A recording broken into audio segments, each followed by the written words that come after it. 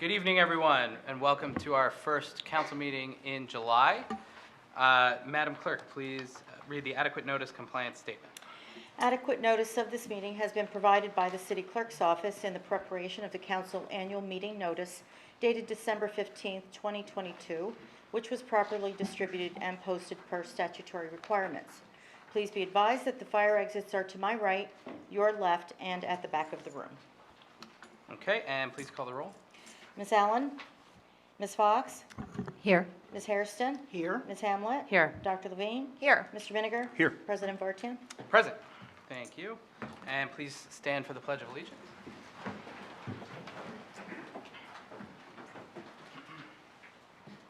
I pledge allegiance to the flag of the United States of America and to the republic for which it stands, one nation, under God, indivisible, with liberty and justice for all. Thank you. Madam Clerk, please read the explanatory notes regarding closed session and hearings and comments. A closed session meeting as authorized by state statute was announced and held prior to the start of this meeting, and the known items for discussion were listed on the published closed session agenda. Please be advised that the council meetings are broadcast live on Comcast Channel 36 and Verizon Channel 30, and rebroadcast on Thursdays and Saturdays on HTTV, on Comcast 36 and Verizon 33.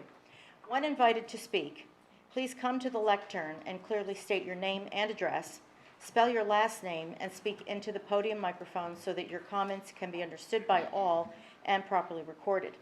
Whenever an audience or council member reads from a prepared statement, please give or email a copy to the City Clerk's office at cityclerk@cityofsummit.org. To help facilitate an orderly meeting and to permit all to be heard, speakers are asked to limit their comments to approximately 3 minutes or so in length. Unless you are using an electronic device to follow the meeting agenda or need it for professional emergency contact purposes, please turn it off. Thank you. Excuse me, for those in the back, there are plenty of seats up front, if you'd like to come Whole up. front row open here. Whole front row open. No special celebs there. Excellent. Thank you, Madam Clerk. Okay, we're moving on to the approval of the minutes from the regular and closed session meetings of June 20th. Do I have a motion to approve those minutes? So moved. And a second? Second. Okay, all those in favor? Aye. Any opposed? Okay, the motion carries. And at this point, keen observers will note that Tammy Baldwin has joined us on the dais. Michael Rogers is in need of some time off for a medical leave. And before we go any further in the meeting, I'd like to pull up the two resolutions related to this from the Law and Labor Committee and take care of them now. I will call upon Councilmember Hairston to move those at this point. Thank you, Council President. Through you, I move for resolution ID number 10487 to authorize extension of sick leave with pay from the City Administrator's Office. And this resolution is pending our closed session discussion that paid sick leave has been recommended by the City Treasurer and our Human Resources Manager to grant an extension of sick leave with pay from July 5th through August 15th, 2023. All provisions are in order with the dates being in the bank, and so I put this resolution for approval. And do we have a second? A second. Okay. Any comments from members of council? We do wish our city administrator a speedy and full recovery. Yes. Excellent. Agreed. Other comments from members of council? Comments from members of the public? Okay. All those in favor? Aye. Any opposed? The motion carries. Thank you very much. And on to the second one, Councilmember Hairston. And our resolution ID 10488 is to appoint acting city administrator Tammy Baldwin to sit in as our administrator for this period in question. I move this resolution for approval. I second. Thank you. I will just add my well wishes to Michael. When I spoke to Mayor Radis and members of council about who we wanted to temporarily fill the position, Tammy was the first choice of every person here. I'm thankful she agreed, and she has our full confidence and support. So thank you, Tammy. And any other comments from members of council? I agree. Thank you, Mayor. Comments from members of the public? Okay, all those in favor? Aye. Any opposed? And the motion carries. Thank you very much. All right, moving on to reports. Madam Mayor. Thank you, Council President. Good evening, everyone. I hope everyone had a very happy 4th of July. A little bit of rain in the middle of the day, but if any residents have a need for and are unable to afford tree care and maintenance work, please contact John Linson, the city forester, at trees@cityofsummit.org. There are 2 companies that have volunteered to review any requests from city residents for assistance. Secondly, I am very pleased about a new project to beautify the area in front of the Summit Post Office that is being undertaken by provisional members of the Summit Garden Club. The postmaster has also been very helpful in arranging repair of the existing irrigation systems to support the current trees and shrubs and allow for new plantings to be installed and established in the fall. Members also filled and donated 2 planters of flowers by the front door and will continue to maintain them. The look of the area is much improved, and the work of these volunteers is greatly appreciated by us all. And I have to say, I've had many complaints over the last 7.5 years about how the post office looks, and didn't get a lot of response, if any, from the post office itself. So kudos to the Summit Garden Club for putting their hard work, effort, and heart and soul into this project. So I'm grateful to them, and if you know any garden club members, please make sure you thank them. And in terms of thank yous, an enormous thank you to the Department of Community Programs for an outstanding 4th of July event. I don't know how many of you were there, but we had a torrential downpour in the middle of the day, but in the morning, it was tons of people there, children, 10 food carts, food trucks, 10 bouncy things, a zip line, music. It was great. And then 2:30, the skies opened, and by 4:30, a lot of people were back. Great music, and then last night for the fireworks, which lasted about 35 or 40 minutes, there were about 5,000 people on the field. So it was really, really incredible. Kids were having a great time, and the work that is done by the community, Department of Community Programs, and also police, fire, EMS, and the DPW guys who helped do all the setup is really remarkable. So it takes a great deal of planning to make a successful day like that happen, and I'm proud of all that was accomplished yesterday and very much enjoyed participating with my grandchildren. Thank you. All right, thank you, Madam Mayor. Administrator Baldwin. Thank you, Council President. Good evening, everyone. The next Summit Free Market will be held on Saturday, July 8th from 8 a.m. to 3 p.m. at the transfer station located at 40 New Providence Avenue. Stop by any time between 8 and 3 p.m. to drop off any yard sale quality items and browse other donated items. It's all free. Residents must have a permit to access the transfer station to attend. Those permits can be purchased online through the City of Summit Parking Services Agency at cityofsummit.org/parking. A reminder that this week's recycling collection schedule has been modified due to the 4th of July holiday. Starting on Tuesday, July 4th, all collections were moved to the following day. Tuesday's collection route was picked up today. Wednesday's collection route will be picked up tomorrow, Thursday, July 6th. Thursday's route will be picked up on Friday, and Friday's route will be collected on Saturday, July 8th. Recycling items should be placed at the curb by 6 a.m. the morning of residents' weekly pickup or the night before. Summit residents should use the See-Click-Fix app or the Report of Concern module on the city website to report any missed pickups. Please note, trash is still collected on holidays in Summit. More information is available at cityofsummit.org/recycling. The first screen on the green movie, Lightyear, is being shown this Thursday, July 6th. The pre-movie dance party and giveaways begin at 7:15 p.m. and the movie begins at dusk. More information and a full schedule for the Thursday movies and the Tuesday evening concerts is available at www.summitcommunityprograms.com. And that concludes my report. Thank you very much. On to my report.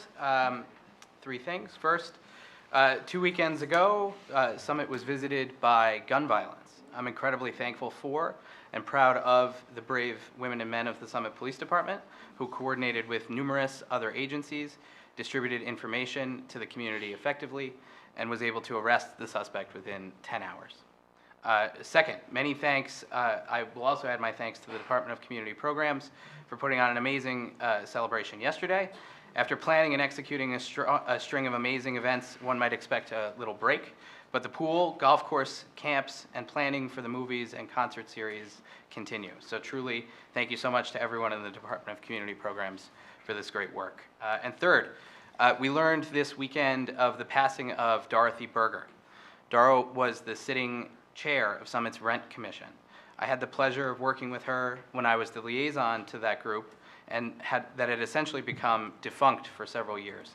She helped to revive it, recruit new members, and make it work well. More than a quarter of our population in Summit are renters, and Dora was a champion for all of us.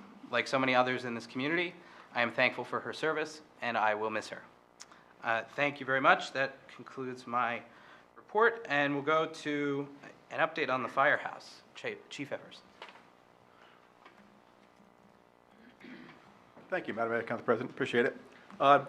Most of the presentation tonight is going to be focused on progress for the fire department. Real quick, I just want to do a quick financial update. I've been feeling some questions on how our budget's holding up for the project, so I'm going to do a quick little recap on where we stand to date with our finances. So the original allocation for the project was $16.1 million. That's what was really allocated for the project. The amount paid or encumbered for construction costs to date is $15,535,983. That's the date. Within that, there's amount paid for Section 20 costs. Section 20 costs kind of fall in line with contingency costs. More items with like bond insurance, I think like professional services, some overtime costs, utility company, that's rolled into it. Which leaves us the total unexpected balance of $343,064.24. That's kind of where we stand today in the budget. So our budget's doing very well. We're controlling all the potential change orders and costs associated with it. So as of now, we are well within budget. We don't foresee going over that, but you know, construction is what it is. So that's good on that. So I'll just pause for a minute. Any questions on the budget? I'll answer them now before I move on to progress in the firehouse. So I do have one question, but I was Sure. just not that quick in math. So all in right now, the firehouse is costing chief. So it's $15,535 plus $343. Is that correct? Yes. Yep. Okay, and then that does not include the additional amount for the architect tonight, correct? That is included in that, correct? That is included? That's incled Okay. in that number tonight. Yep, I included Perfect. that. Yep. Great, thank you. I met with Tammy this afternoon, and that is included in the resolution for tonight. Perfect, so. okay, thank you. Okay. All right, all set, great. All right. Thank you. So we'll just go through some where we stand on our progress in the firehouse and some timelines on completion. So right now, the big push now is getting all the masonry brick on the walls. This is the view, if you're looking from the parking deck, looking at the firehouse. The brick's going up. The brickwork's kind of detailed, a lot of different patterns, a lot of offsetting depth in the brick. So it is a kind of involved process, but it's progressing very nicely.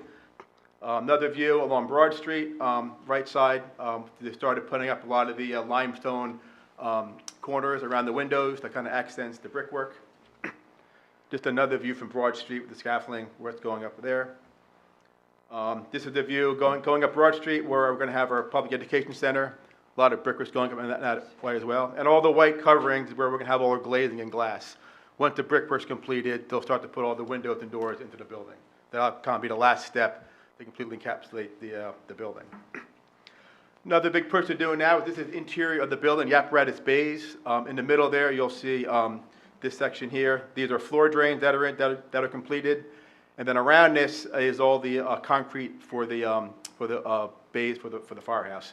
Built into this project is our heating is radiant heat, so there'll be tubing that's placed across into the concrete. Once all that's completed, they will have the concrete poured. So moving into the interior of the building, this is the third floor admin. This is really where all our admin space is. Sheetrock's up, everything is primed, the door jambs are primed, so that's progressing very nicely there. This is a view coming up the elevator off the main lobby. This is where the public will be meted by office administrator. Her office will be up then again. All the sheetrock is done. Everything is primed. This is also all the infrastructure, so everything to do with our utilities is done. All the roughing, electrical, plumbing, HVAC, that's all in. This is going to be our future EOC and our training room. And this is just another view of one of the main entrances coming into our living quarters and our workout area. Then again, everything is completed. As far as our bathrooms go, and all the bathrooms are roughed in. There's the waterproofing you see, the red is the waterproofing that goes on for the concrete, to seal the concrete. The next step is they have a sub-base floor, and they're getting ready to put all the tile in all the bathrooms, and the next step will be going into all the walkways at the firehouse. So everything is progressing very well. As far as timing goes, it's a big project. There's been a little bit delayed with little bit of labor delays, a lot of delays with ordering materials, availability of materials. So we're looking to have a completion date for construction at the beginning of September. And our goal when we first started the project was after construction is completed, we have about a 6 to 8 week time before we're ready to occupy the building.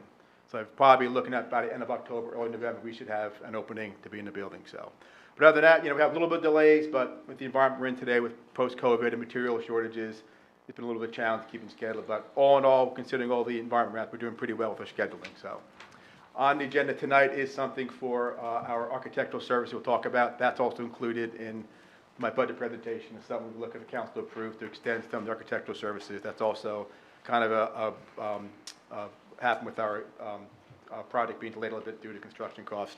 I'm sorry, due to material I'm sorry, costs. could you repeat that? I missed you. Some of the extension of time was due to some of the material issues going with the project and the long duration of the project, going beyond the scope of work for the architects. And we can discuss that more when we have the resolution for tonight. Thank you. Right? That is it. I'll take any questions. So through you, Council President, I just want to thank you, Chief, for your dedication to this multi-year project. Thank you. And I want to ask if you can talk about how you've been impacted by this torrential rain we've been having and how weather has impacted. And because you haven't lost that much time that I just kind of thought would happen. So can you speak at all to that? Yeah, so all in all, we had a very mild winter. A lot of freezing temperatures, which kind of some delayed some of the concrete going down. So a lot of schedule. I talked about concrete was a lot of lead time for concrete. So due to the extreme, even though there wasn't a lot of snow, there was a lot of low temperatures. So that kind of delayed some of our concrete work going on to the project. As far as the rain goes, the site gets muddy, but a couple of delays here and there. But overall, the weather's been pretty good as far as construction goes, other than a couple of little issues with rain and stuff like that. But all in all, it's been very good building weather moving forward. So.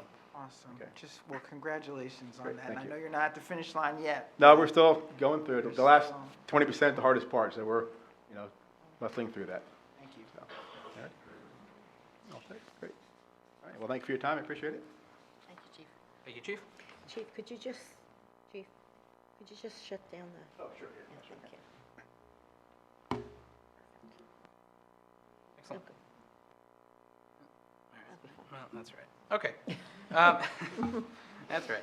Thank you, Chief. Okay, so we've got a lot of people here, and my suspicion is that it might be related to the Broad Street West resolution that we have later in the agenda. So I think what we'll do is we should just address this now, and we'll move that up, and we'll take care of it now. So I will call upon Councilmember Miniger to introduce the resolution.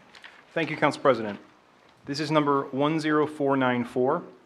By way of this resolution, the City of Summit exercises its option to cease negotiations and terminate the conditional designation and escrow agreement by and between the City of Summit and Broad Street West Managers 1, LLC, an entity comprised of L&M Development Partners Incorporated and Toll Brothers Incorporated, dated February 20th, 2020.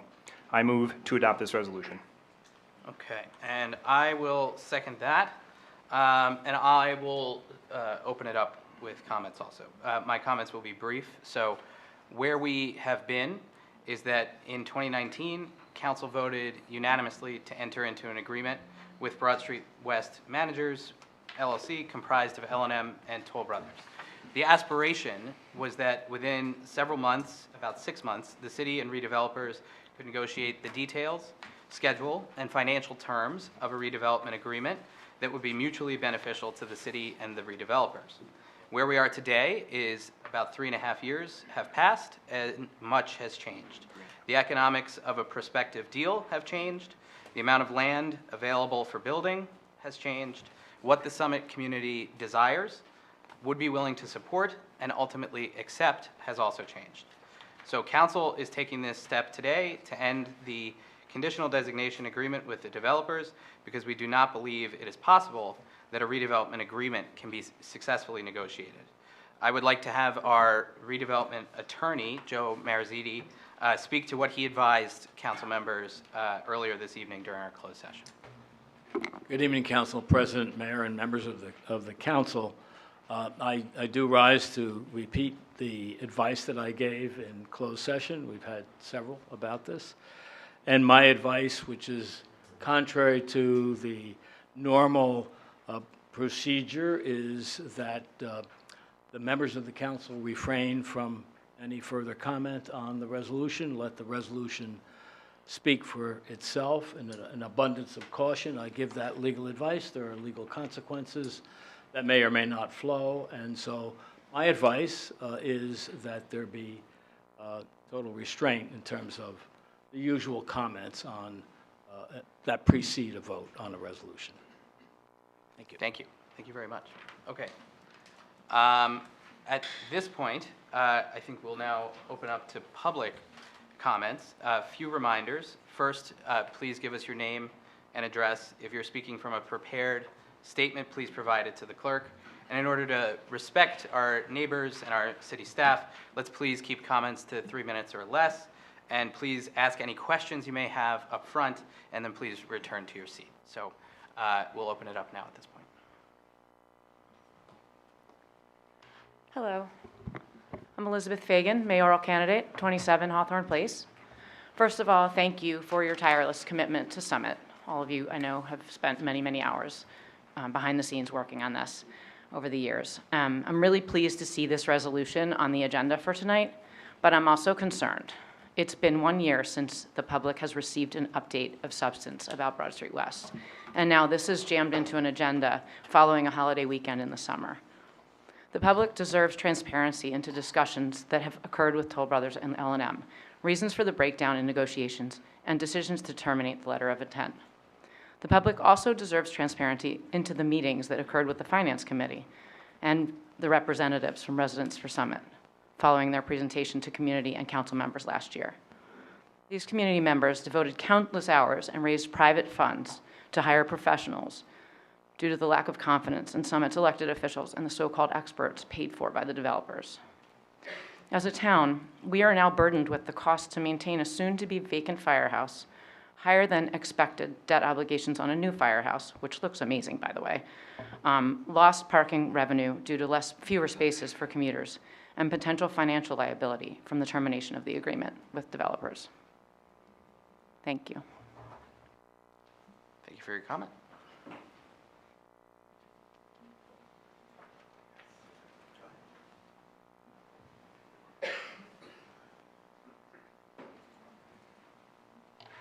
Hi, Dory Gagnon, part of Residents for Summit. So thank you all for being here. And thank you guys for coming, Residents for Summit who are here. It's been a long time, and I feel like I'm part of you guys up here because I joined you. I should bring, drinks and snacks. No, that would not be appropriate. So I'm asking you, council, tonight to please repeal and replace the 2019 redevelopment plan. This plan is fatally flawed and will only lead to overdevelopment in downtown Summit. Since this plan, overdevelopment has occurred in Chatham, Short Hills, Springfield, all around us. So we really need to regroup and think what we're doing. Council has also promised in February 2023 a resolution to remove subdistricts 2 and 4 from the 2019 redevelopment plan. So I'm asking to repeal this entire plan. It would effectuate this in one fell swoop. If we don't repeal this plan, then it allows any developer, not just L&M and Toll, to come in and legitimately build this overly dense, underparked project that doesn't conform to any of our current zoning laws. And that's not what we want. That's what we've said over and over and over again. So I am asking, please, repeal this project, this 2019 redevelopment plan.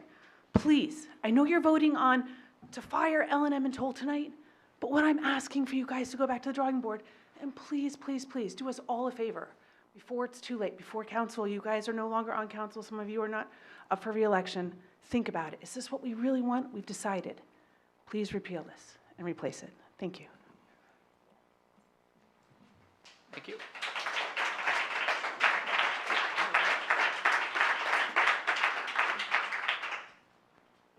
Thank you. Anybody else?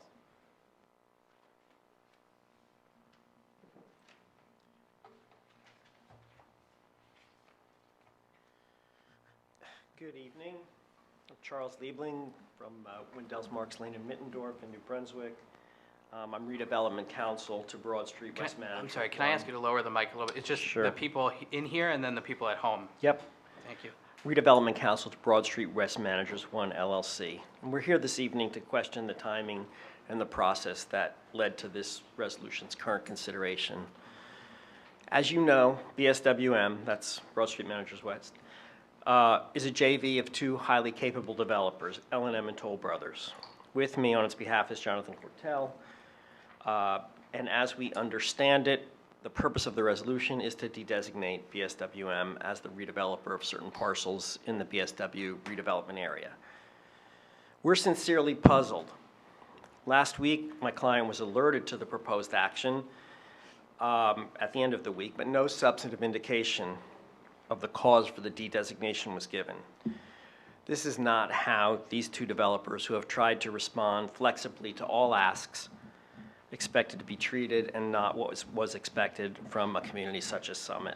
We're asking you why this action is proceeding at this time, why no formal notice was given to my client, and why no meeting was held between the city and my client to discuss this action before it's being taken.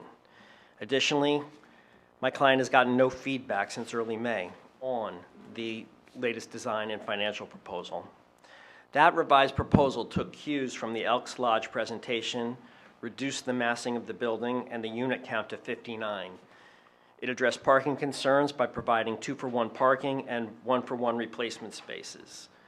By using a limited pilot, the revised financial proposal enabled BSWM to pay a substantive purchase price to the city.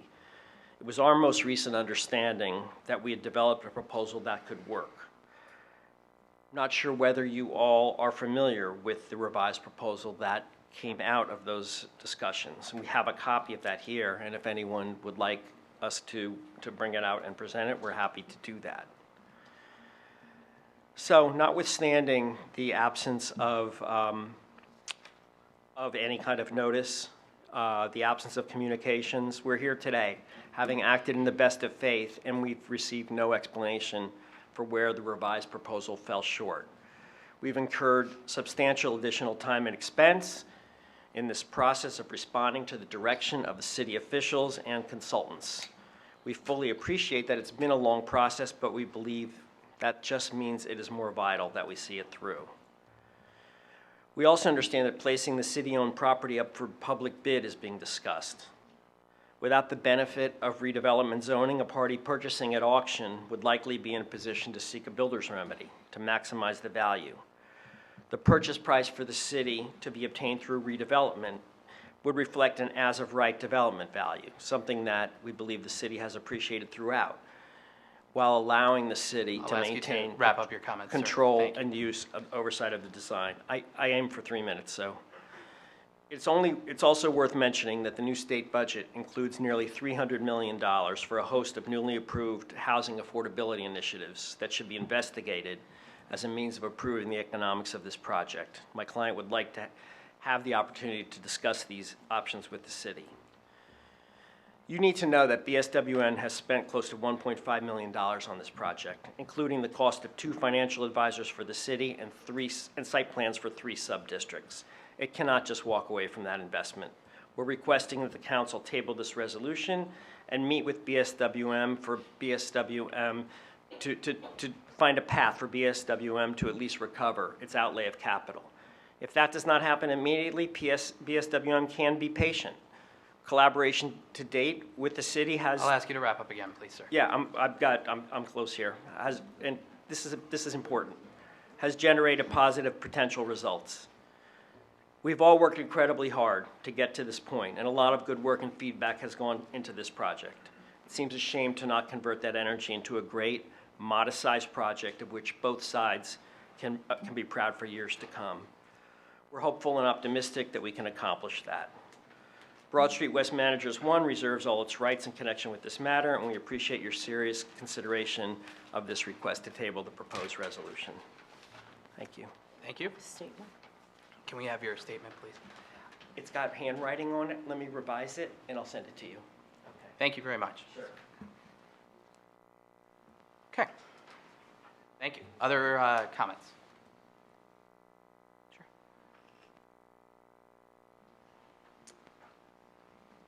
Good evening, Dennis Alaco, 25 Stockton Road in Summit. I guess I'm a little confused because tonight I actually took time out of my schedule to come to the meeting, anticipating that maybe we would get some answers as to why the resolution was being discussed and potentially voted on tonight. For the record, I was clearly opposed to the L&M and Toll Brothers project in its original form. But I think it's very important as a community and as council members, contrary to council's recommendation, these types of things do need to be discussed, and they need to be discussed openly so that ultimately, as a community, we can either support what's going to be produced or not be in favor of what we're trying to do or what we're trying to accomplish. So again, I'm somewhat disappointed that I came here tonight only to find out that we can't really openly discuss what got us to this point of turning Toll Brothers and L&M down. I think it's important to, when we achieve successes, we're very willing to be open about it and discuss those successes, as rightfully we should. But I also think that as part of our failures, we need to discuss those as well to ensure that we don't make those same mistakes over and over again. So those are my comments. Thank you. Appreciate it. Thank you.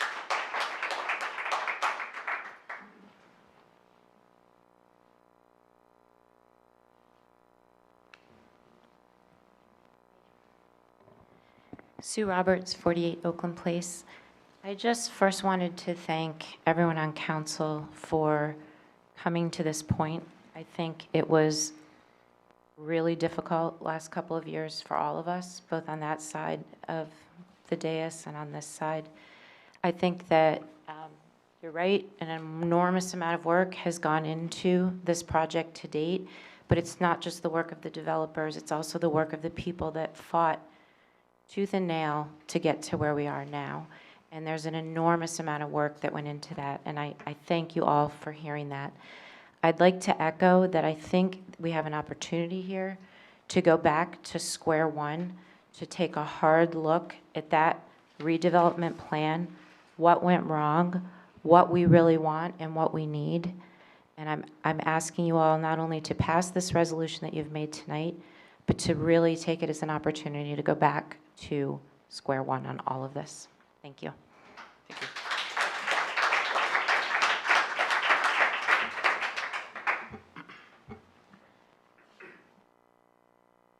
Okay. Other comments? Okay. I think we're ready for a vote. Let's do a roll call. Okay. Ms. Fox? Aye. Ms. Hairston? Aye. Ms. Hamlet? Aye. Dr. Levine? Aye. Mr. Miniger? Aye. President Vartan? Aye. Okay, the motion carries. Thank you very much.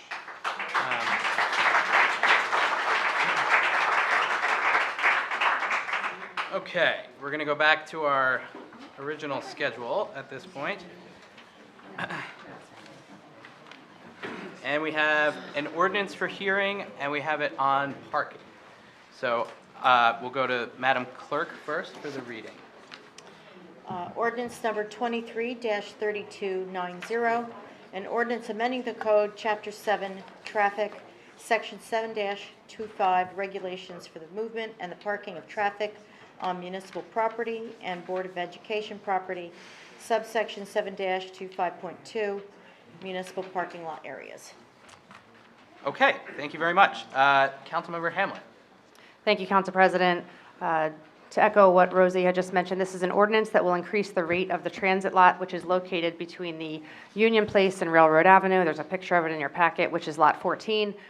This is owned by New Jersey Transit, for those of you who don't know, but the City of Summit manages this lot. The revenue is a 50-50 split per a legal agreement with New Jersey Transit and the City of Summit.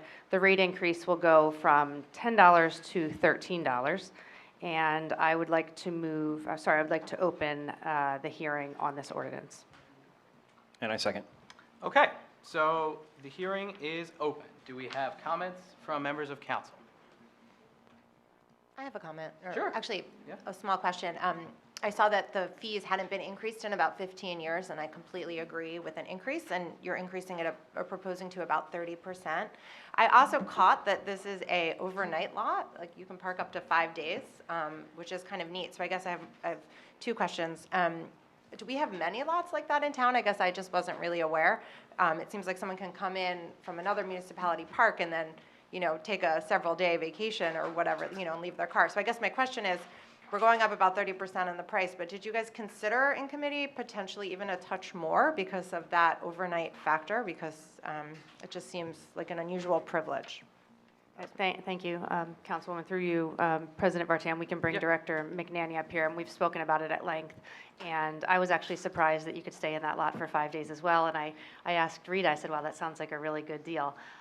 The one thing I did want to let all of you know as well, for those of you who noticed, the last rate increase was actually 2009. In your packet, it says 2008 in one of the memos. So we just wanted to make sure that was clear, just in case anybody else had any questions. But I would ask Director McNanny to come up and answer those questions. Good evening, Council President, through you. This lot is owned by New Jersey Transit, and this has been in existence for 50 years. So New Jersey Transit set the parameters of how they want that lot managed. So when I became the manager, basically it's just a 50-50 split. Anytime we would want a rate increase, we would have to get their permission. They're the ones who came up with the that you could park up to 5 days overnight. It's the only lot in town. So people that, especially, I think it started initially when Midtown Direct came to Summit first. It was one of the first communities in New Jersey. So people from Pennsylvania will come to New Jersey to Summit to then go into the city for a couple of days. If they have doctor's appointments, whatever. It's just something that's always been the standard. And I asked for it to 13 to match our other non-resident lot that's only during the day parking. I want to clarify that. It's no overnight. And that they agreed to the 13. They didn't want to go any higher. Thank you. You're welcome. Okay. Other council member comments? Comments from members of the public? Okay, I think we're ready to close the hearing on that one, and we'll move on to ordinances for final consideration. Madam Clerk. Ordinance 23-3290, an ordinance amending the code, Chapter 7, Traffic, Section 7-25, Regulations for the movement and the parking of traffic on municipal property and Board of Education property, and subsection 7-25.2, municipal parking lot areas. Okay, thank you, Madam Clerk. Councilmember Hamlin. Thank you, Council President. And as I just mentioned, this is an ordinance that will increase the rate of the New Jersey Transit lot, which is located between Union Place and Railroad Avenue, from $10 to $13. Having just closed this hearing just a moment ago, I move this ordinance for final adoption. And I second. Okay, and at this point, we will take a roll call vote. Ms. Fox? Aye. Ms. Hairston? Aye. Ms. Hamlet? Aye. Dr. Levine? Hi. Mr. Miniker? Aye. President Vartan? Aye. Okay, the motion carries. Thank you very much. We're moving on to resolutions. We've already done the two from Law and Labor, so we're moving right on to capital projects and community services. And number 1, I think we're going to have one recusal, and then I will turn it over to Councilmember Fox in just a moment. I'll shout for you when we're ready. Okay, so this is Capital Projects Number 1, ID 10485, and this resolution authorizes the mayor to formally submit a request to the Union County Grants Administrator asking that the grant award of $75,000 for the Mount Vernon Kent Place Sidewalk and Pedestrian Safety Project be reallocated to the Hobart Avenue Sidewalk Improvement Project. As council discussed in great length in the June 20th meeting, after the grant was awarded this spring, residents on Mount Vernon and Kent Place raised concerns about the plans for the project. This is not the first time that they'd seen these plans, but sometimes when things become real, people find new concerns, and we want to address those concerns. But the city engineer and the CAP committee were concerned that addressing these concerns could delay the project beyond the one-year period that the county requires for us to complete the project in order to get that money. So what was decided, what was discussed and what we're voting on tonight is the ability to switch the funding to the Hobart Area Sidewalk Improvement Project, because that project is ready to go and will definitely be done before the end of the year. That will allow us time to work, for the engineers to work with Mount Vernon and Kent Place residents to address the concerns, and that project can get completed in a more leisurely time frame. So it makes a lot of sense to not take a chance of jeopardizing grant funding. So with that, I move this resolution. And I will second that. Excellent. And any comments from members of council? Yep. I just had some questions around Councilwoman Fox, or I can direct them to Director Sugar. What were the exact concerns of the residents from Mount Vernon and New Providence Road that we are considering? I think that's probably a question for Director Schrager, because he had those conversations. Okay. Certainly, through you, Council President, original meetings for the project took place in early 2022, which we presented the plans to the neighbors along Kent Place and Mount Vernon. They had raised concerns then about location of the sidewalk, drainage, both the city's drainage system as well as some topographical drainage situations from behind the properties on Harvey. Some intersection issues with the intersection of Passaic Avenue, and just providing an access to New Providence Avenue. So looking into these took most of 2022, where the plans were revised and then recirculated to the neighborhood, at which time there was a lot of opposition was raised, and some points were brought up that we wanted to investigate further, including location of a crossing at New Providence and Mount Vernon / Kent Place Boulevard intersection, some sightline issues, all that we knew would take some time to redo the plans and to have a meeting with the neighbors again. So at that time, we knew with the tight timeline of the county's grant, it was best to just switch the funding while that project was on pause. And then I guess my further questions are, I noticed I actually got a lot of residents who have been contacting me about the drainage from that area. Are we working on that right now? Because it seems like that should be a priority. That's my first question. Second question, I noticed that this is on one of the school routes. So I wanted to learn more about the prioritization of safety and how that is impacted by residents' concerns over the sidewalk. Because when I looked in the sidewalk master plan, it mentioned the prioritization of sidewalks. So I just wanted to learn more about how we're sort of deciding, because I know when we looked at Prospect, there was a lot of residents' concerns. There's a lot of residents' concerns on this one as well, but how do we manage that going forward?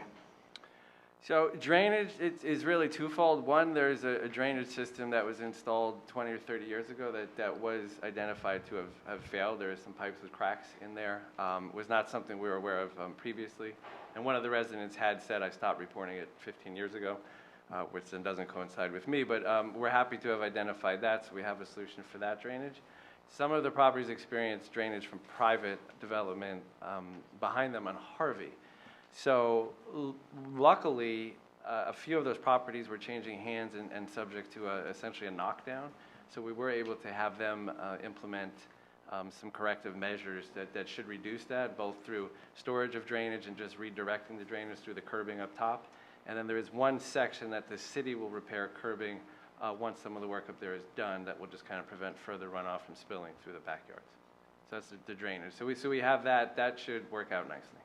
And then what about the school routes?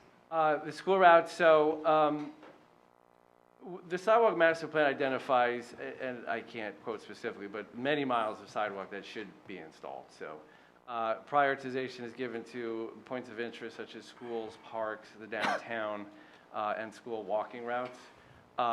There was no real way to just say where do we start arbitrarily. So since we did have requests from neighbors and 2 CAPS committees before, to look at that situation, and since it would essentially connect the city's downtown all the way to a county park, a different county, a different town, that was how it was selected by the committee. And then So what is the prioritization then? I don't remember it off the top. I don't want to have you pull it up, but what is the priority? Is it safety or is it resident concern? What, I'm just trying to, I forget. No, it's always safety. So with the main objective of expanding the sidewalk network to provide safety for all residents, school routes especially. So, which is why it details where sidewalks should be added during certain road improvement projects, which is why I can't think of one off the top of my head, but Pine Grove was one where that came up, that was identified, included. So at that time, the master plan says, well, you have to put one on one side in that location.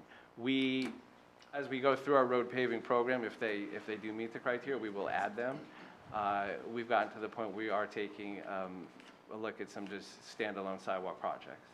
And just for the record, to go back to Hobart, because I know I took us here way too long for the last Hobart meeting, I still have serious concerns around the positioning of the sidewalk on Hobart. And I know we mentioned we were going to look into some other options. The reason being, I live literally down Brantwood, and I will tell you that people are only allowed to park on the side where we're not putting the sidewalk. So I see cars, and the reason why Jamie Levine is recused is because she lives on the top of Beacon Hill Road.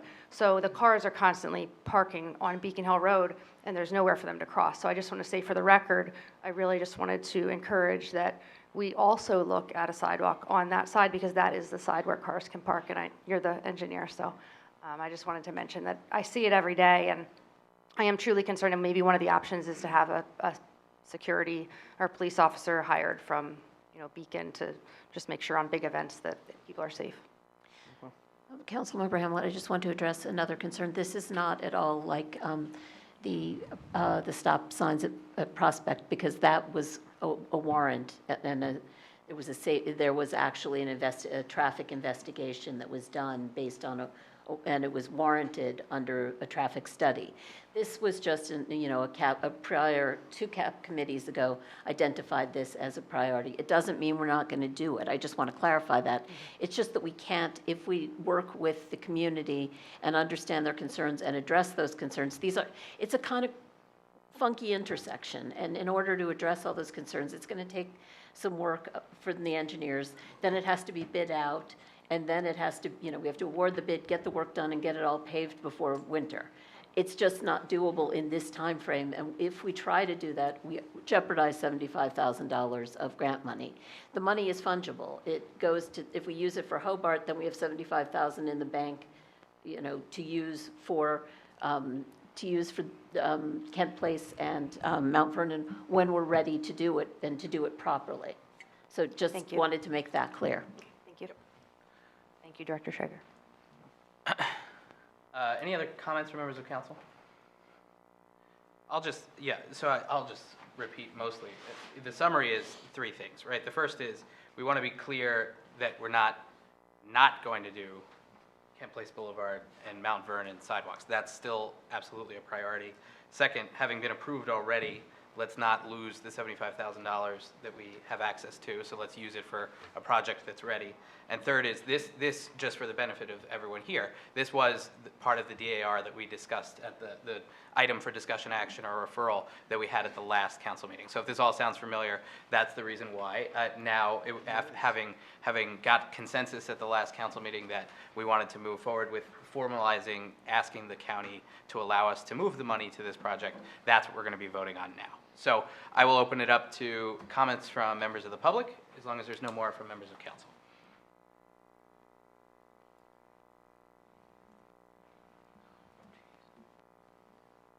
Good evening. Kevin Smallwood, 160 Summit Avenue. Just a question regarding the study that was done in 2022. If the study was done in 2022, and I'm assuming the grant money was requested after that study was completed? There was no study. What are we talking? Which study? What study are we talking about? On Mount Vernon? There was not a study on Mount Vernon, was there? No, Dr. through you, Schrager? Council President. I mean, we had done speed studies and we prepared plans, and that's when we met with the residents or the property owners in the neighborhood to present those plans and the Oh, concept, yeah. I'm sorry, maybe I misunderstood, because it seemed like based on the language that was in the ordinance that an initial study was completed in 2022 for the site, for the safety of There the was a site. plan that was I think presented to the what we're talking neighbors, about but is it's not a study. Right, I think what we were talking about is a concept plan, right? Is that correct? Yeah, it was construction plans, we had done speed studies with it. Speed but studies yeah. were different from driving. Yeah, it wasn't a formal study, it was actually plans presented in early 2022. Right, okay. Okay. Yeah. But Good. it seemed like the decision or the issues came up after there was a final notice to the residents that it was going to be moved. That's pretty much how it happens. Yeah. It's like Okay. things don't happen until they're about to happen, and then Right. people pay attention. It's human nature. But then in terms of the drainage, I would assume that would have already been looked at. Because I think there is a house that is actually being renovated on Harvey that could potentially cause that initial or more drainage. So let's try to avoid a back and forth. If you have a couple of questions, let's ask them up front, and then let's have, if you just have comments, Okay. let's say those. Could the renovation of the house on Harvey cause the drainage problems on Mount Vernon? Do you have any other questions, just so that we can Yeah. get them all out ahead of time? No, that was it. Okay, perfect. Director So, Sugar, thank you. through you, Council President, could work uphill of properties cause drainage issues? Yes, absolutely. But with our engineering review and the grading permit process, and what we required, having known there was an issue there, they will be mitigating any drainage that they're sending that way, as well as reducing their overall, not impervious coverage, but reducing of what they're sending behind them. So no, they won't be increasing it. But could they? Yes, with poor construction and no oversight, yes. Okay. All right. Thank you. Other comments? I just wanted to say that I'm not sure how we can make it available to the public, but there is actually, the plans are on the city website for this project if they wanted to look at it. Well, that's how we make it available to the public. It's Right, on but I the, just it's on the wanted city to- website. I just wanted to let everybody know that it is actually on the city website because you were asking where it's at. And Right. Yep. Pretty much everything that we're discussing in terms of any, like that, that's on the website, and you can search it. Okay. Other comments? All right. I think we're ready for a vote on this. Sorry, I just have one more comment. I'm not sure whether or not this matters, and I just realized it today, but I did notice that Union County already had it on the website, so I'm not sure if we've already, I guess we've already told them that we wanted to make this change, and that's probably why they put it on. We did, as a result of Okay. our last conversation at our Got last it. council meeting, we sent them a letter with our intention to vote Okay. on it this evening, and that's what we're doing now. Perfect, thank you. Yep. Okay, I think we're ready for a vote. All those in favor? Aye. Aye. Any opposed? And the motion carries. Excellent. Councilwoman Levine, you can come on back in. She's introducing the next one too, so she's gonna have to, she'll hustle. Here she is. She'll hustle and then, Let's just stand up and all tap our fingers or something. yeah. Don't rush. Do, Don't rush. do, do. Okay. We're ready for you on Okay, number 2, whenever you're ready. 1 second. Thank you, Council President. Resolution number 10303 is an application for the city to participate in a local government energy audit. This is a grant program sponsored by the New Jersey's Clean Energy Program by the New Jersey Board of Public Utilities. It's basically a state-run program where they look at our facilities and make recommendations on how we can reduce our energy consumption, which of course is better for the environment and of course saves us money. There's no cost for the city to participate. The recommended public properties being proposed for this audit are City Hall, the library, the Public Works facility on Chatham Road, and the Community Center on Morris Avenue. I move to adopt this resolution. And I enthusiastically second. Excellent. Comments from members of council? Yes? May I just ask for a clarification? Does this have anything to do with the LEAD grant program that the governor just authorized more funding? Is this? No, I don't think so. It's not? That just came out. I think it was other things I that don't we think can so. apply for. But we can Yeah. Check. My understanding is It this might. is a pre-existing program Right. through the BPU Yeah. that basically is Right. just you're doing a study of Right. your own, of the city's buildings, and we Right. don't have to pay for it. So we knew that we would apply for this well over a year ago. And in fact, one of the criteria to apply is to have 14 months of consecutive data on energy usage, which is kind of hard to amass and collect from these 4 different buildings because there's all different kinds of energy used in each place. And to collect it was a bit of an administrative feat. So we've been collecting this data for 14 months, finally have it in the right format, and can submit the application. Yes. Well, I do want to say, I know that there's a connection. Okay, there And- very well might be. Yes, and There might be. That in would be great. terms Yeah, of maybe there is. funding coming, because I've been hearing about this in the foundation world through environmental movements. So I just wanted to applaud us being on the side of doing things that are good for our community as well as the environment, so. Excellent.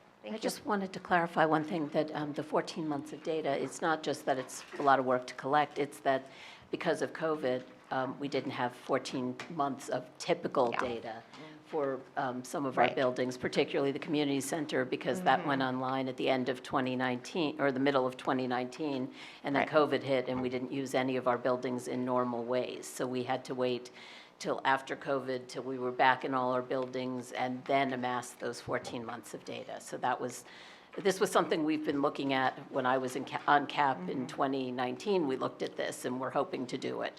So this is a project that's been around for a while, but we're finally at the point where we're able to do it, and we're very excited about it. So, and I want to thank Department of Community Services, and particularly Jim Blades, for her work getting this all done. So, thank you. Yes, thank you. It also does answer the question as to why neither of the firehouses, the old one or the new one, will be on the list for evaluation, right? Because we're not going to have 14 months worth of data. And the new firehouse, investments have been made to make sure that it's a more environmentally friendly, sustainable building. And stuff like the ambient heating in the floor for the bays is one example of how you'll save a significant amount of money in the long run versus the overhead. Anyway, stuff like that. So, any other comments from members of council on this one? Comments from members of the public? Come on up.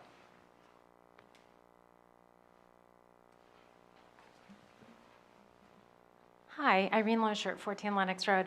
I was just wondering, what kind of recommendations do they make to other towns or buildings that they've assessed? And the recommendations that they make, are they generally to like retrofit something? Like, do you have to spend money to then, not spend money kind of thing over the long haul? Sure, that's such a great question. I can only answer a piece of it, at which time Aaron, who is nodding to me, will take the rest. But the spend money to save money piece, I do know that part of what they do to steer you along the right path is sources of funding and more grant money is available to municipalities that are looking to be more energy efficient and environmentally friendly. So I know that that's one piece of data that they can recommend to us. As far as the engineering changes they might suggest we make, I'm going to actually defer to our engineer to answer that. Certainly through you, Council President. So I think we should just discuss that the city did this around 2010. I don't have the exact year. And from that report was recommendations to look at things like insulation, roofing, your HVAC systems, your lighting, your windows. So that's the part. So you would have that report. What the city decides to do with that, then it falls up to us to decide. Based on some of the grants out there, yes, some of the stuff in there we now might be able to go get and then get reimbursement for, which is one of the things from the last report was LED lighting in City Hall, and some of that we did spend and then get rebate money back. So without knowing what the recommendations are, I'm sure there's programs out there that might help us offset some of the costs of what we're, recommended to do. But we'll have to see the report. And I'd be curious, just because we have done a lot of LED retrofits at City Hall. We did the motion sensor lights, and we also upgraded the HVAC system. So I'll be curious just to see how they compare, 13, 14 years apart. Excellent. I attended a session on this at the League of Municipalities a couple of years ago, and I seem to recall that there's some other program, and I forget the name of it, through the New Jersey Infrastructure Bank, where they're giving the city a loan or a 0% loan essentially or something, and you're paying it back with the energy cost savings that you actually experience. So I think that's a follow-up thing at some point later, but this is a first step in the direction of doing that stuff, once we get the recommendations of what they are. So let's try to see if there's any other comments first. Members of the public? Is it a quick one?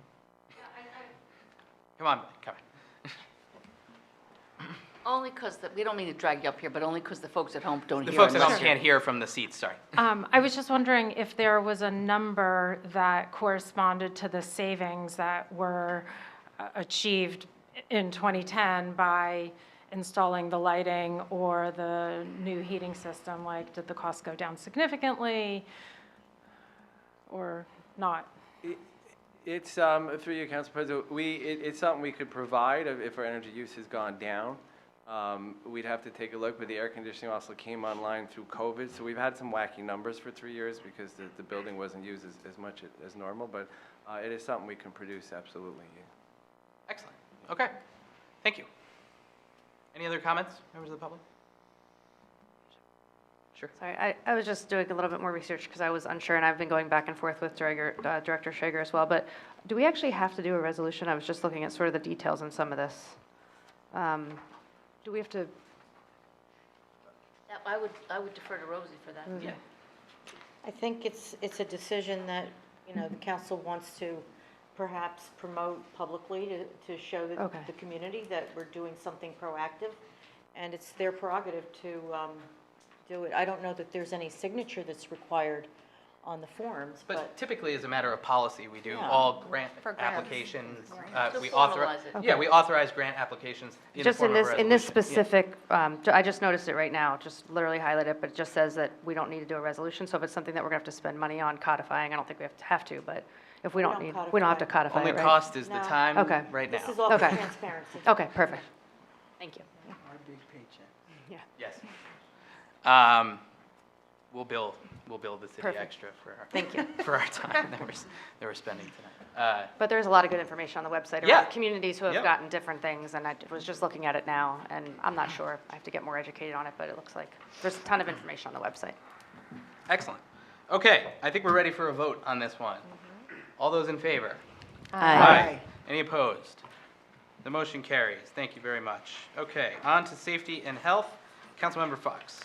Thank you, Council President. The first safety and health resolution is ID number 10490, and this is to amend, to authorize the amendment of the professional services agreement with LeMay Erickson Wilcox Engineers for Phase 4 of the construction administration of the firehouse.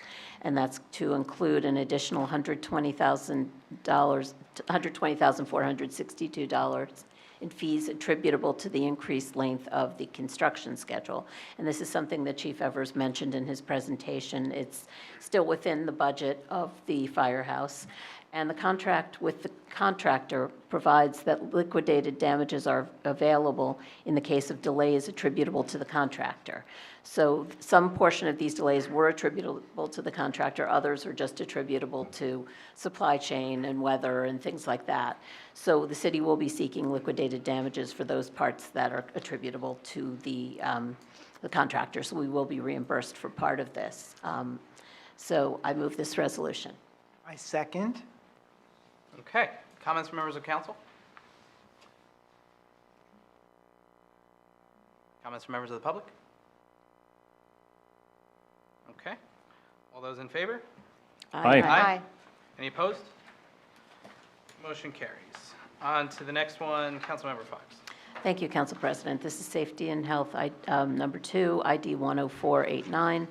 On June 7th, council authorized the lease purchase agreement for a fire engine.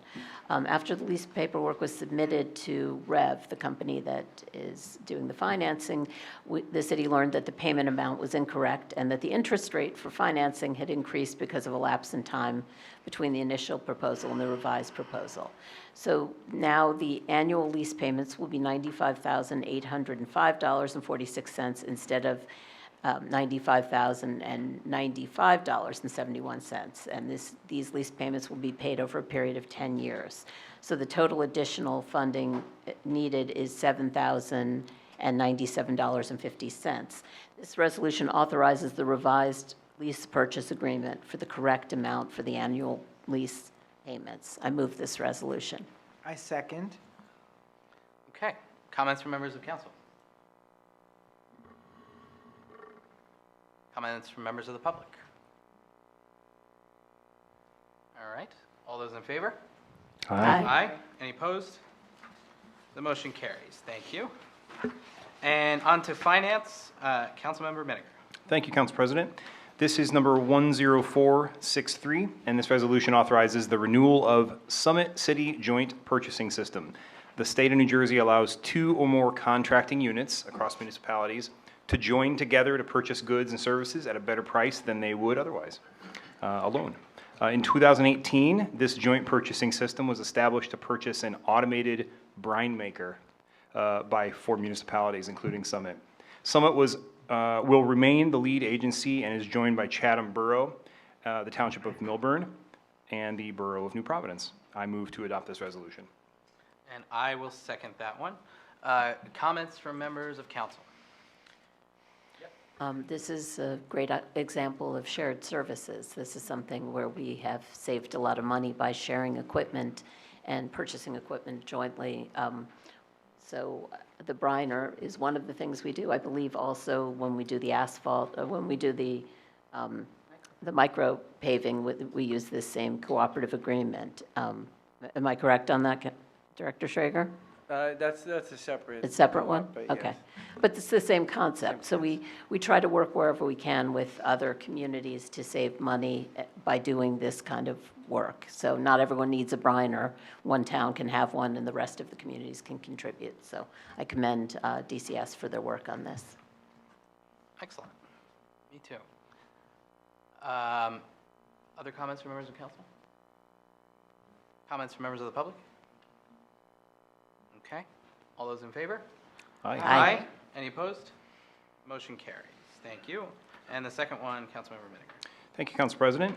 This is number 10465, and this resolution authorizes the renewal of Summit City Commodity Resale System. The state of New Jersey also allows 2 or more contracting units to join together to sell commodities such as fuel, snow removal chemicals, and other materials. This commodity resale system was established in 2014, extended in 2019 through 2024, and we are now seeking another 5-year extension of that joint effort.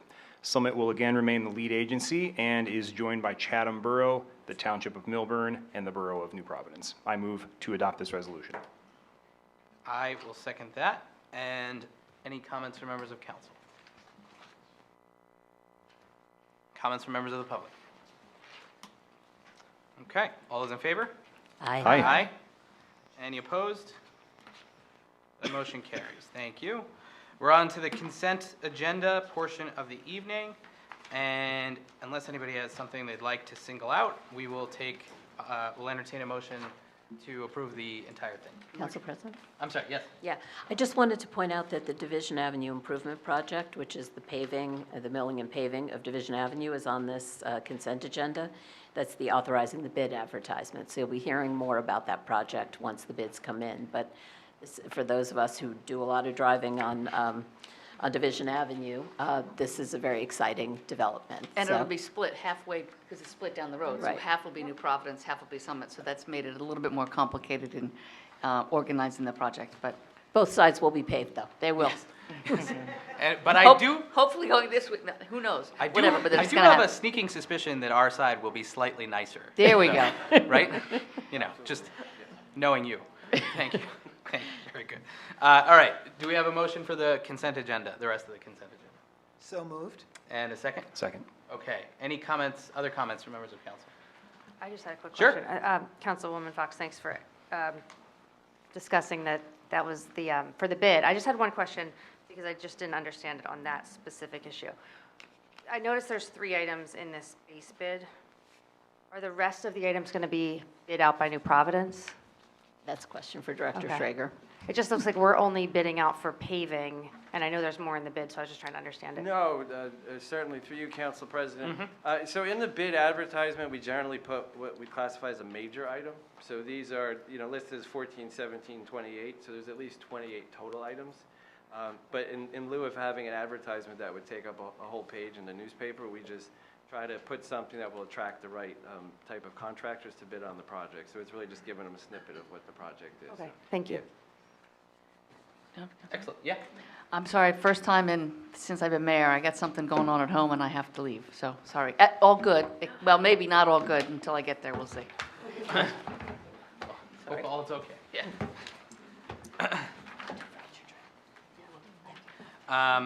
Okay, where are we here? So consent agenda. Other comments from members of council? Comments from members of the public on the consent agenda?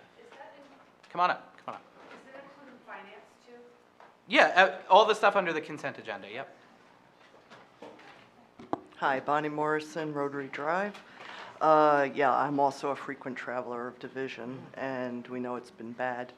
The one thing I was concerned about with the bid is the time schedule. It seems very aggressive and but tentative. Even if everything goes according to plan, there's a decent chance that the road won't be paved this year. Recognizing the realities of winter weather and asphalt plant closings, bid gives the selected contractor until May 2024 to complete the paving if necessary. I know the work needs to be done, but I'm concerned that it's going to be the better part of a year until it does get paved. Thank you. That's municipal government, right? Aaron, anything you want to add?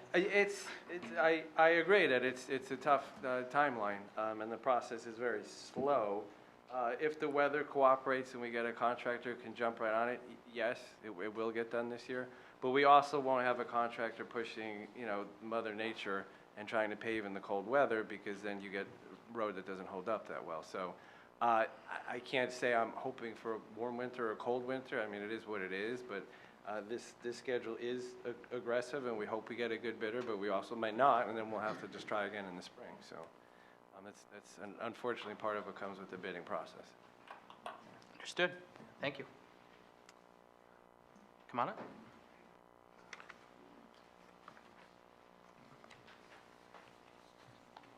Hi, Dory Gagnon again. Tammy, I'd like to welcome you, and I also would like to apologize if it feels like I'm attacking you on your first night here. But you don't have to. I was looking through all of these itemized expenses here, and I often do, and I kind of question things. I'm like, wow, that's a lot of money on certain things.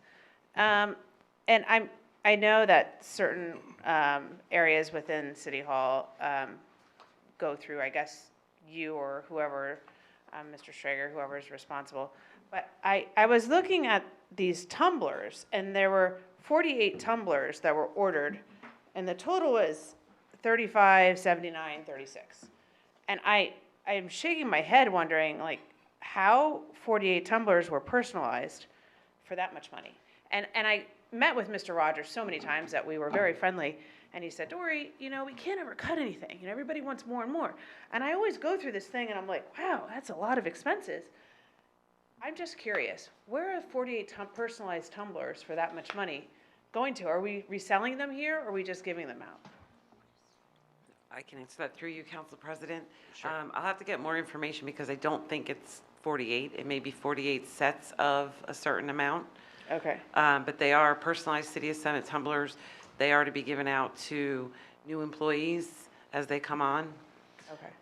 It's just something that the administration decided to do a few weeks back. Okay.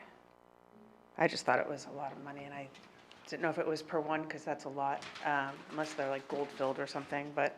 I will certainly get you the amount and confirm whether, I believe it's 48 sets of so many. Okay. But I'll double check that and get back to you. It seems to say 48 per case. Per case, is And that what would it be- is? That would be through 20 the times administrative, 48. the administrative section of the budget, right? which Correct. was- It's which just still a was- lot of money which that you was- look yeah, at. yes. And I just remember Mr. Rogers saying, we could never make cuts. And I know you've always said we've always had a debt problem. And I look at this thing, I'm like, well, I can make a lot of cuts very quickly. So thank you, appreciate that. Thank you for your comment. All right, still on the consent agenda. Anything else? Okay, all those in favor? Aye. Any opposed? The motion carries. We have a consent agenda. Okay, we're now at the public comment section of the meeting. At this point, council welcomes comments from any member of the public about issues that are not topics on tonight's business agenda. Again, please provide a copy if you're reading from a prepared statement to the clerk, and please keep it to about 3 minutes. Thank you. Come on up, Jim.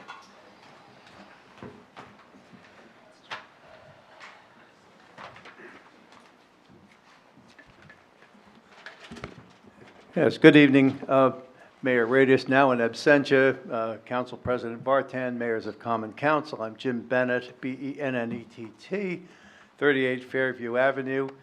And I would like to, first of all, thank Council President Vartan for his acknowledgement of Dorothy Berger and her passing. And I would like to announce that her memorial service will be at Central Presbyterian Church this coming Saturday at 10 a.m. And with that, I'll go on to the prepared remarks. I'd like to supplement last meeting's presentation about amortizing the city debt. First, the city has a couple of good things going for it and could get started rather easily. One of Mr. Rogers' predecessors stated that municipal accounting is more conservative than GAAP accounting, and that's a good thing. The city, for example, has a fund for uncollected taxes. Now, one of the drivers for this approach is the absence of IRS involvement. A for-profit corporation, for example, can only set up a reserve for bad debt if it can point to a specific debt that has become uncollectible. If it wants to have a reserve, it has to keep a second set of books. The city of Summit, on the other hand, does not have that constraint. Another difference is that for-profit corporations can deduct debt service expenses from their income tax base, and Summit pays no income tax, so there's no base from which to deduct debt service. And that's also a good thing. For Summit, the only driver of whether to finance a project through debt or equity is policy. If the city were to accumulate and invest cash, it would have that choice. I pointed out last time that debt service represents Summit's largest budget increase and third largest budget item. I suggested a 30-year timeline to amortize the debt, and to accomplish this goal without raising taxes, city departments, boards, and agencies must find 3.35% to set aside from their budget this year to begin funding amortization. Yearly amortization payments over 30 years will be only slightly over 1/3 of current annual debt service. Once this budget item is in place and the process begins, it will be easier to keep it going. Hanover Township, I'm told, is currently debt-free. I plan to speak with their treasurer, Silvio Esposito, when he returns next week, and I will report back on that discussion. But let's not wait for Mr. Esposito. Direction needs to start now with mayor or council or both. And if there's agreement, ask the departments, boards, and agencies to fund 3.35% of their budgets, having the lowest priority, and apply that percentage instead to debt amortization. So at this point, I'd like to invite any questions or comments from council. None? Thank you. let's try not to have a back and forth, but if you want to have a comment and follow up. Well, I know you've come up here a couple times, Mr. Bennett, so I just want to say thank you for, discussing a really important topic. I know I had a bunch of questions for you, and it took a little while for it to resonate with me, but, maybe as a follow-up, we can touch base with our finance chair and Tammy Baldwin in a few weeks, and we can have some more dialogue on it, because I think it's a really important conversation. Thank So you. thank you. I'd look forward to that. Thank you.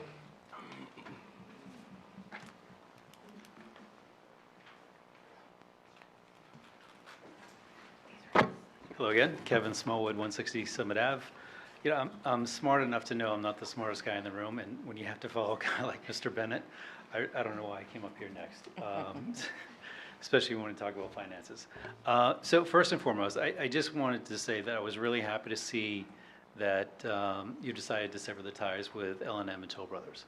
I understand that you're under guidance not to comment or answer questions or comment, but there are a couple issues that we do need to address, and that is the finances. When we started down this road, one of the things that we had to do is sell the old fire or the current fire station in order to help finance the new fire station.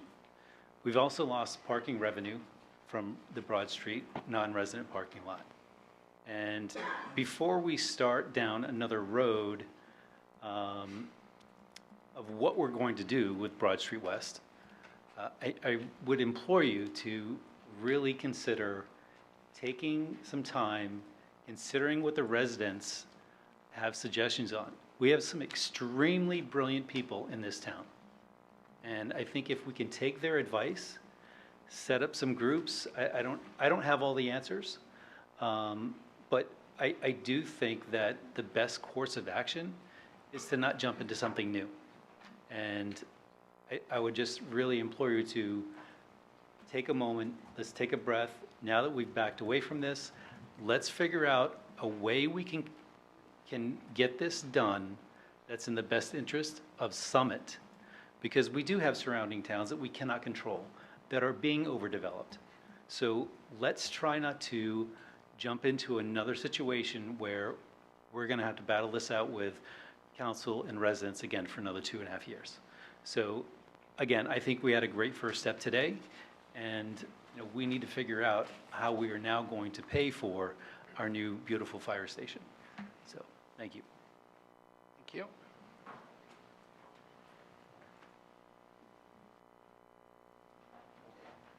Good evening again. Dennis Alaco, 25 Stockton Road in Summit. I'm a little disappointed that the mayor had to leave. I hope everything's okay, but probably Mayor Radis and Rosemary, you're probably the only other person on the dais that will remember this, but 25 years ago, and I'm very, very happy to hear that the Garden Club has undertaken an initiative with the Postal Service.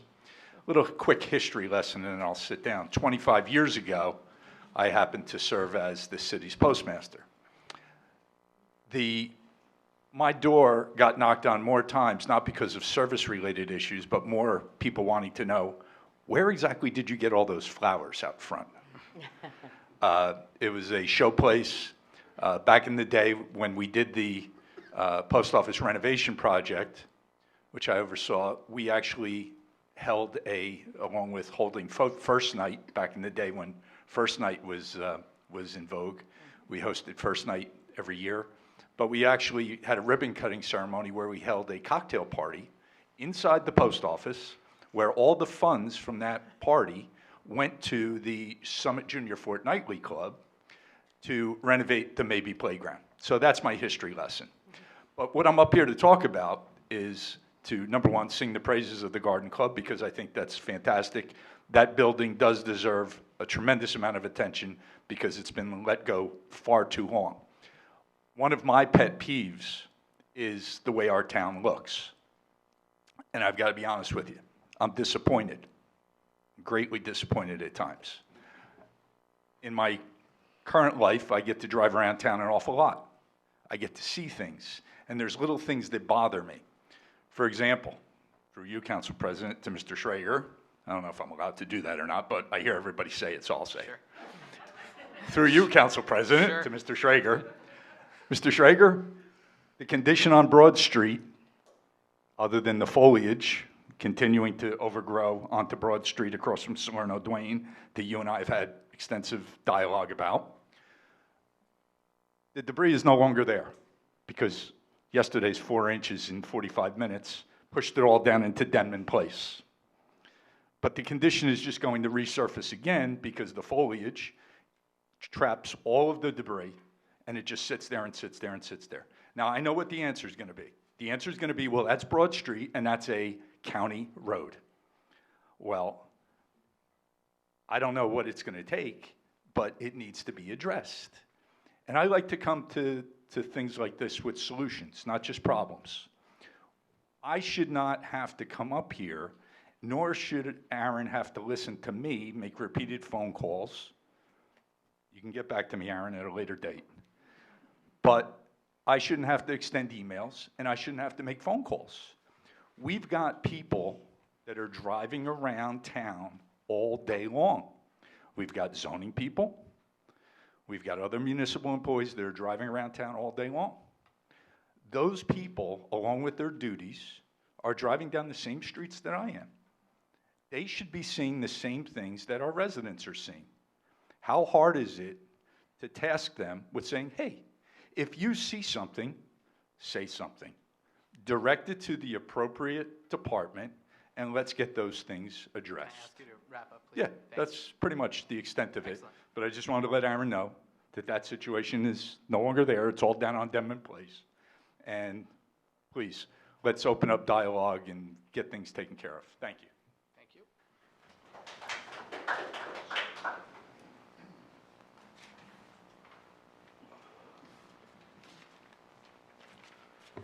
My name is Henry Bassman. I live at 18 Hartley Road. The police department has been extremely busy the past few months. I don't know about other people, but I kind of took them for granted until June 24th. When I saw what was happening and I saw continued communication with the community about the progress of the event and what we needed to do to remain safe, my appreciation increased dramatically.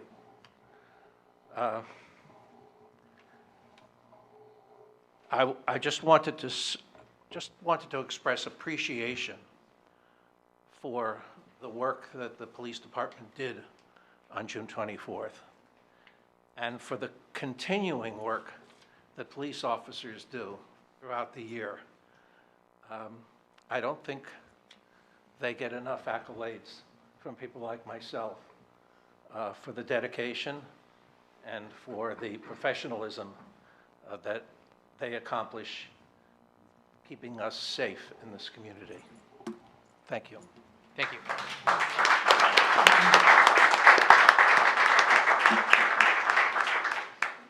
Thank you.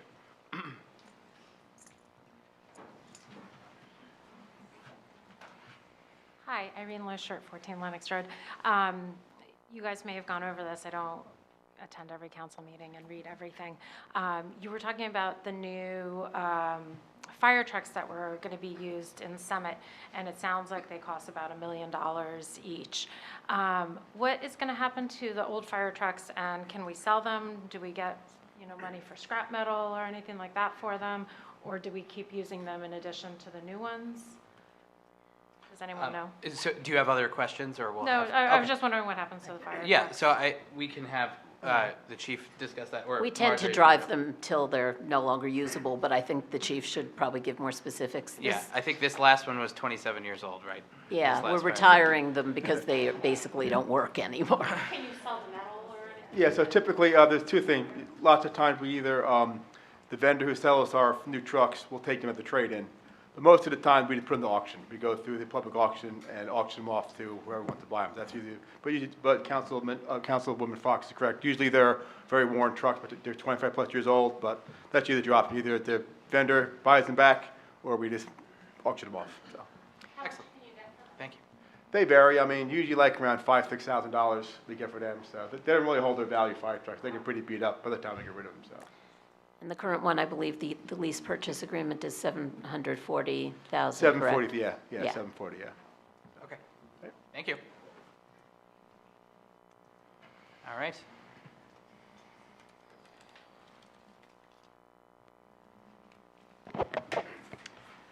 Good evening. Diego Hoy, 9 Argyle Court. I will incorporate everything Mr. Bassman said about the police. Thank you very much for your hard work. I do have a question relating to police matters, and it turns out that we kind of expect our police to be everywhere doing everything, right?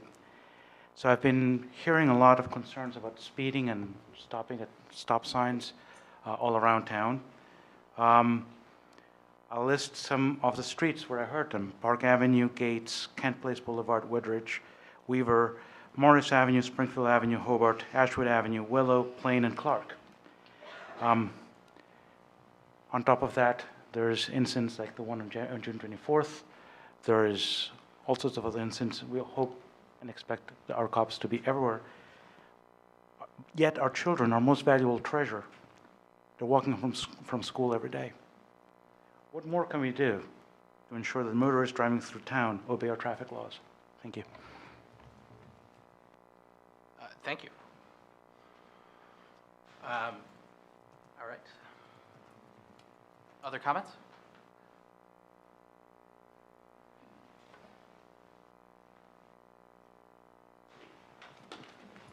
Hello, council members. Jamel Boyer, Ward 2, 204 Morris Avenue.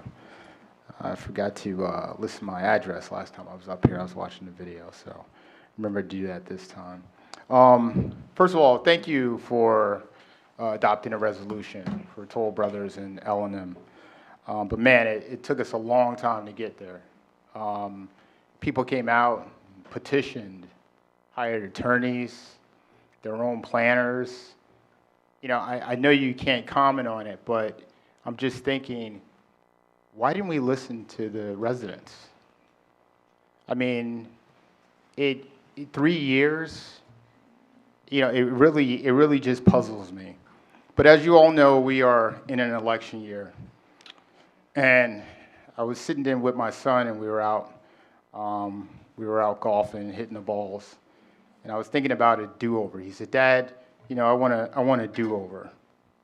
And, you know, we have individuals running for office, and they're trying to disassociate themselves from what had occurred.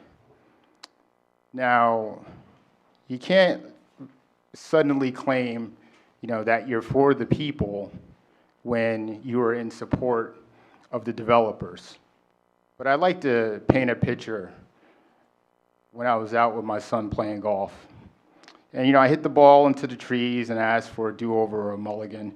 And I was thinking to myself, yeah, you know, it's probably appropriate in that circumstance because it allows me to readjust my swing. But representing Summit is not a game. The decisions made by our elected officials have far-reaching consequences that directly impact our lives. 2 firehouses, lack of parking spaces, lack of revenue, and now we're in a fiscal crisis, right?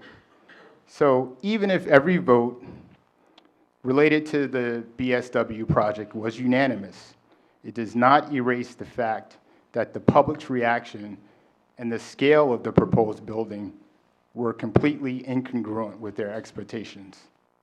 So it's essential that we address the underlying issues that led to this widespread dissatisfaction in the first place. So in conclusion, let us reflect on the concept of do-over. While it may offer an opportunity for improvement in certain contexts, it becomes a negative notation when it arises from the failure of past elected officials to listen to the concerns of the needs of the residents. In these circumstances, a do-over symbolizes a lack of effective governance. It is a clear sign that we need a fresh start, new leadership, and a more inclusive decision-making process that considers the voices of all residents. Thank you.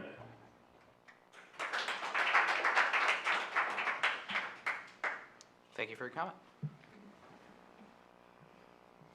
Anybody else?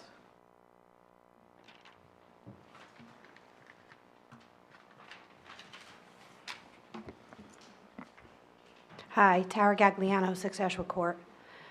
I hope you all had a nice 4th of July weekend. I'd like to share a little tidbit of how I spent my 4th of July.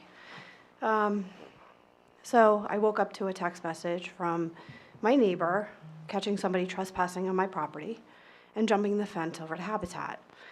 They also witnessed Habitat telling them to come onto my property and essentially give them permission to go ahead and use my property as an access point, even though the centerpiece of the property and the walkway is clearly gated off.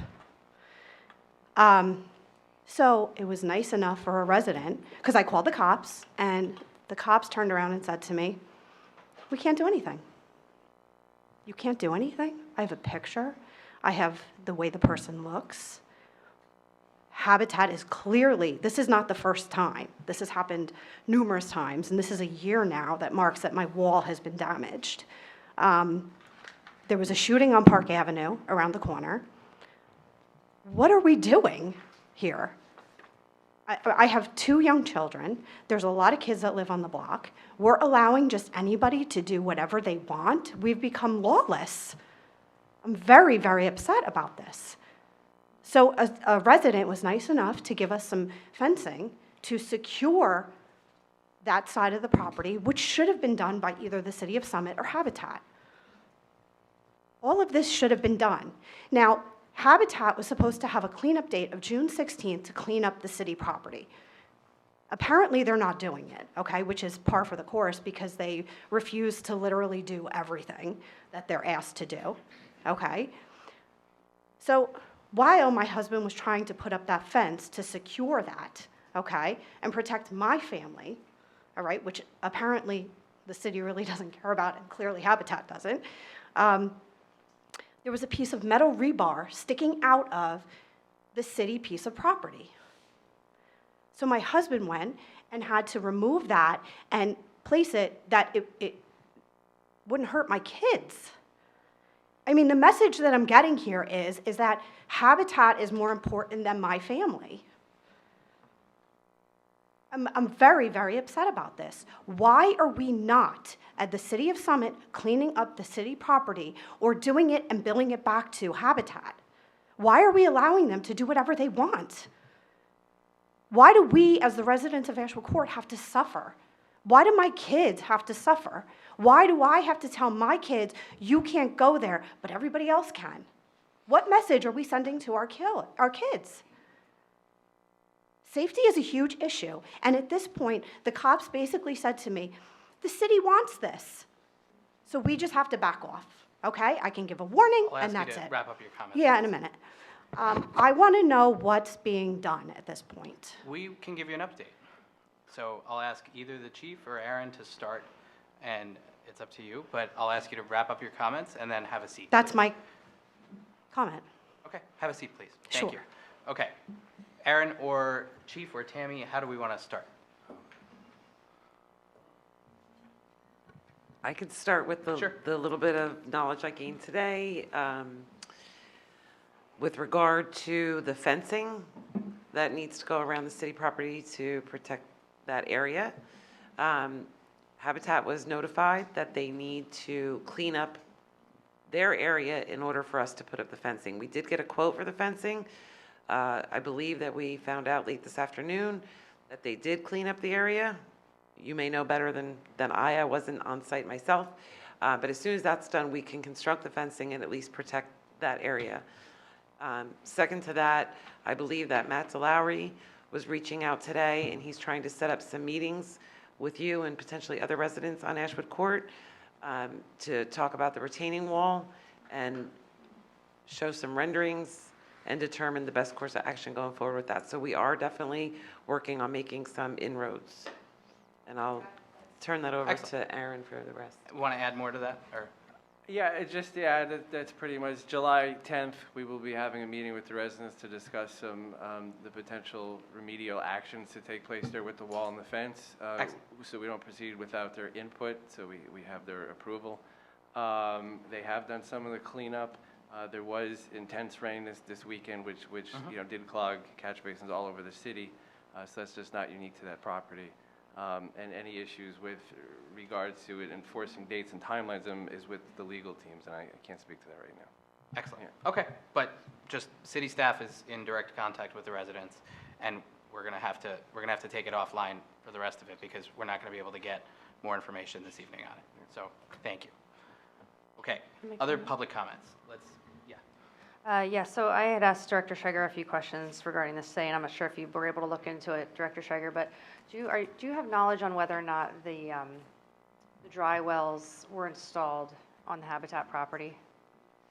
As far as I know, yes, I did request from the inspecting engineer just the reports and their location relative to the plan, and just to verify that they're not clogged or not connected. Okay. From what I understand, in order to get a permit, they would have to provide soil samples, correct? They'd have to provide adequate soil exists, yes, otherwise it's So just can you follow up with me and just Yeah, that's provide that something for I transparency? requested as well, yeah. Okay, thank you. And then would it be possible to get an update from Mr. Giacobbe? I'm not sure if that would be allowed, but I feel terribly at what's going on, and I just want to make sure we have Well, an action plan. I think there's the settlement agreement in place, right? And it's city staff is working with the legal team and with the residents to make sure that what is in the settlement agreement is implemented, right? Is that Yeah, and I've communicated that via a letter on 2 occasions to Habitat's council, telling them that they are not to replace the wall, that they are jointly responsible for the wall, but they're not going to do it in a piecemeal fashion. And that's why Aaron has had plans drafted, is going to share them with the residents. We want to make sure the retaining wall is done so it's secure and will last, not just do a part of it that was torn down. Okay, thank you. I just want to make sure everybody Yeah, understood so that. I have done that, and then we're going to be meeting, I think, after you meet with the residents, I believe July 11th, we're going to have a meeting with Tammy, Aaron, Matt. They're going to bring me up to speed so I can then do whatever follow-up letters I need to do. Is there an end date for the project? Does anybody know what the anticipated end date is? Aaron? No. I don't specifically know. They had kicked around October, a few months ago. I can try to get it revised, but that was their original move-in by October. Will they meet it? Everything seems to be running behind. I don't know, but I can certainly try to get an updated timeline. Okay, thank you. Okay, other comments?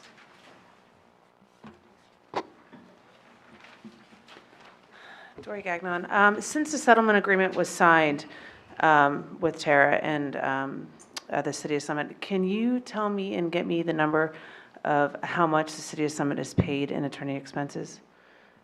I don't need that now, but future. Certainly not now, but. Of course, not now. And if you had that And number that now, may I'd be- be that really may be- shocked. that may be A an future number we could find out of how Since much. this- Very little. I've written some letters. Well, I looked at the last council meeting, and I did see a number in there, so if we could find out what that number is Attorney expenses for what? for, I saw on there, it was Ms. Gagliano's name on the last council meeting. So if we could find out what, I know there was thousands of dollars spent. Is that Not by not me. correct? I can look, no? Absolutely not. Yeah, let's. Well, I'm asking a question, and I didn't know, I Yeah, saw I her think- name on there, so So we I'm can- curious if the City of Summit's paying thousands of dollars to have Mr. Giacobbe litigate this, because we're just, every single council meeting, she's coming up here. Thank you for your So- comment. So we're gonna. It was get- a question, but I Nobody was has asking the it. answer to it right now. That's fine. But we'll get an answer for that. Thank you. Okay, I still have a couple minutes. I have 3 minutes. And the reason being is that I just feel like she's coming up here, so if we can come to a resolution, because I just started this GoFundMe so she could get trees and she could get a fence, her own fence installed. So her daughter just had a birthday party and couldn't even have her own birthday at her house. So if we can all come to, we just came to an agreement today to finalize what we've been fighting for the last couple of years. If we can help her come to an agreement so she can move past this and we're all not here every week and she can move on and her kids can play in her yard and it can be fine, then let's do that. Let's get her some trees, let's get her own fence, let's get whatever situated outside so everyone can be happy, then let's do that. So that's what I'm trying to do, make everyone at peace. People come to me, they want things solved, don't ask me why, but they do. So let's just solve this problem. Thank you. Thank you.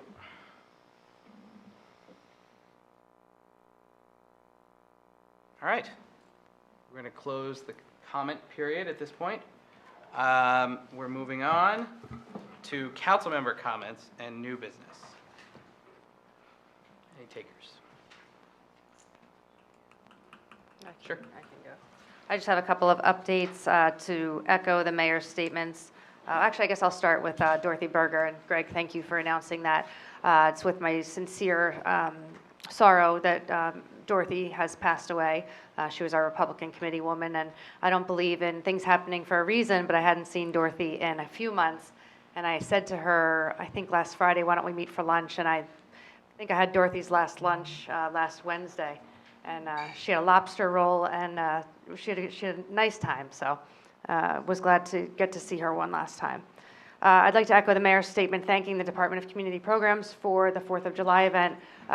Phenomenal event. I'm sorry I wasn't able to attend. I was with my family on vacation, but excellent job fighting through all of the different issues. So just want to say congratulations. Hometown Heroes, we've raised a lot of extra money for the brackets that were not working well, and there's now a new interactive map thanks to some of our interns and our communications director, so you can find your hometown hero. I know there have been a lot of questions on people that couldn't find their hometown hero. Grace, on another note, Grace has been successful with their program now at the community center. I haven't heard any, I don't think I've heard one complaint, and if I've missed something, I apologize. But that seems to be going very well, so congratulations on that move. And Rita McNanny just got back from a parking conference, so Rita, thank you for attending that. We will huddle up and sort of get her notes from that, and I'm sure she learned a lot. But also just wanted to say thank you for attending that conference. So I think that is all I have. Thank you. Other comments? Council members? Okay. I think that's it. Yeah. Okay. At this point, we'll entertain a motion to adjourn the meeting. So moved. And do we have a second? Second. All those in favor? Aye. Aye. Any opposed? The motion carries. We are adjourned. Thank you very much.